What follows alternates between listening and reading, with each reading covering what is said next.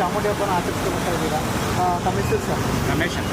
ಹೇಳಿ ಸರ್, ಎಷ್ಟು ವರ್ಷ ಮಾಡ್ಬೋದು? 23 ವರ್ಷ ಆಯಿತು ಈಗ. ಇವಾಗಿಂದ ಅವಾಗಲಿಂದಲೇ ಜಾಸ್ತಿ ಮಾಡ್ತಿದ್ದು. 25ನೇ ವರ್ಷಕ್ಕೆ ಅನುದಾನ ಮಾಡೋ ಅಂತ ಇದ್ದೀವಿ. ಸಾಲ ಒಂದು 300 ಕೆ ಜಿ ಬಿಸಿಬೇಳೆಬಾತು ಮೊಸರನ್ನ ವರ್ಷ ನಾವು 300-200 ಆಪೋಸಿಟ್ ಮಾಡ್ತೀವಿ. ಒಂದ್ಸಲಿ ಕೇಸರಿ ಬಾತ್ ಮಾಡ್ತಿದ್ದೋ, ಈ ಸಲ ಚೇಂಜ್ ಮಾಡ್ತೀವಿ. ಅದಕ್ಕೆ ಒಂದು ದಿವಸ ಮಿಲ್ಕಿಯ ಬಾತ್ ಮಾಡಿದ್ವಿ. ಇನ್ನೊಂದು ಆ ಥರ ಒಂದೊಂದು ಇದು ಒಂದೊಂದು ನೋಡ್ಕೊಂಡು ಮಾಡ್ತೀವಿ. ಬೇರೆ ಏನೋ ಕೊನೆಯ ದಿನ ಅದ್ದೂರಿ ಯಾಕೆ ಮಾಡ್ಬೋದು? 25ನೇ ವರ್ಷ ಇಲ್ಲ ಸರ್, ವರ್ಷದ್ದು 25ನೇ ವರ್ಷ ವರ್ಷ ವದಂತಿ ಉತ್ಸವ ದಂಧೆ ಮಾಡೋದು ಇನ್ನೇನು ಮಾಡಲ್ಲ. ಆಮೇಲೆ ಎಲ್ಲರೂ ನಮ್ಮ ಆಟೋ ಸಂಘದವರೆಲ್ಲ ಇದು ಥರ ಹಾಕಿ ಬಂದು ಕೆಲವರು ಧಾನ್ಯಗಳು ಕೊಟ್ಟವ್ರೆ. ಇವರೆಲ್ಲ ಧಾನ್ಯಗಳು ಇಲ್ಲಿ ಒಂದು 8 ಜನ ಅವರು ಕೊಟ್ಟವ್ರೆ. ಅದಲ್ಲದೆ ನಾವು ಫಂಡ್ ಬೆಳೀತಾ ಇರ್ತೀವಿ, ವಾರ ಫಂಡ್ ಬೆಳೆಸ್ಕೊಂಡು. ಅದಕ್ಕೆ ಚಾಮುಂಡಮ್ಮನಿಗೆ ಅದೇನೋ ಇದು ಮಾಡೋಂಗಿಲ್ಲ. ನಾವೇನು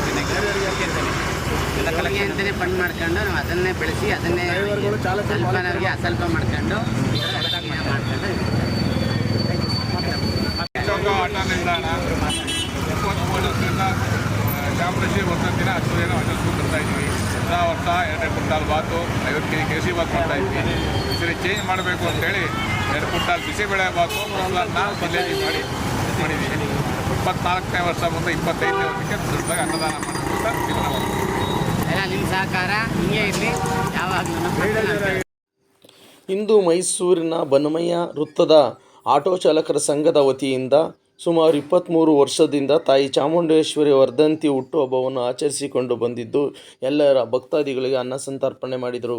ಇದೇ ಸಂದರ್ಭದಲ್ಲಿ ಎಂ ರಮೇಶ್, CT ಸೋಮಶೇಖರ್ ಮತ್ತು ಬಸವರಾಜ್ ಹಾಗೂ ಲಿಂಗರಾಜ್, ವಿಜಯ್ ಎಲ್ಲರೂ ಉಪಸ್ಥಿತಿ ಇದ್ದು, ಇದೇ ಸಂದರ್ಭದಲ್ಲಿ ಮಾಜಿ MLA ಆದ MK ಸೋಮಶೇಖರ್ ಅವರನ್ನು ಗೌರವಿಸಿ ಸನ್ಮಾನಿಸಲಾಯಿತು.